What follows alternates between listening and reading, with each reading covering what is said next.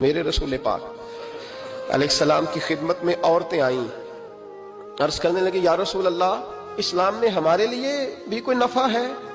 حضور نے فرمایا کیا ہوا؟ کہنے لگی حضور ہمیں تو نقصان ہی نقصان نظر آ رہا ہے اپنے حق میں۔ حضور بتلائیں اگر آپ کے دین میں کوئی خیر ہے تو ہم کلمہ پڑھیں فٹافٹ، باقی تو دنیا میں ہمیں اپنا نقصان ہی دکھائی دیتا ہے۔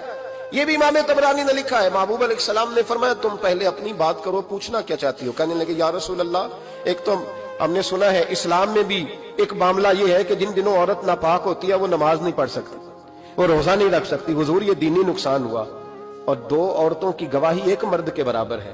دنیا میں بھی ہمارا وہ کردار نہ ہوا جو کہ مردوں کا ہے، تو حضور ہماری دنیا میں بھی نقصان ہے، دین میں بھی نقصان ہے۔ یا رسول اللہ یا رسول اللہ یا رسول اللہ صلی اللہ علیہ وسلم آقا۔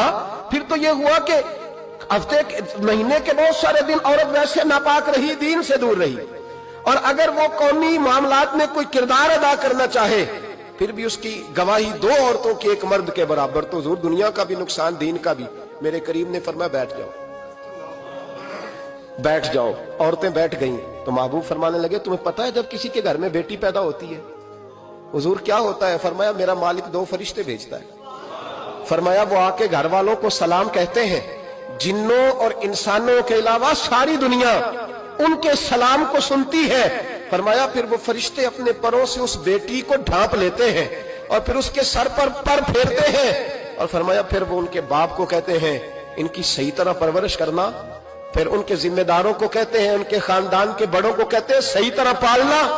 اگر تم ان کی یہ لفظ سنو میرے محبوب کے، حضور فرمانے لگے رب کے فرشتے کہتے ہیں اگر تم نے صحیح پرورش کر کے بیاہ دیا تو اللہ قیامت تک تمہاری مدد کرے گا۔ کس طرح؟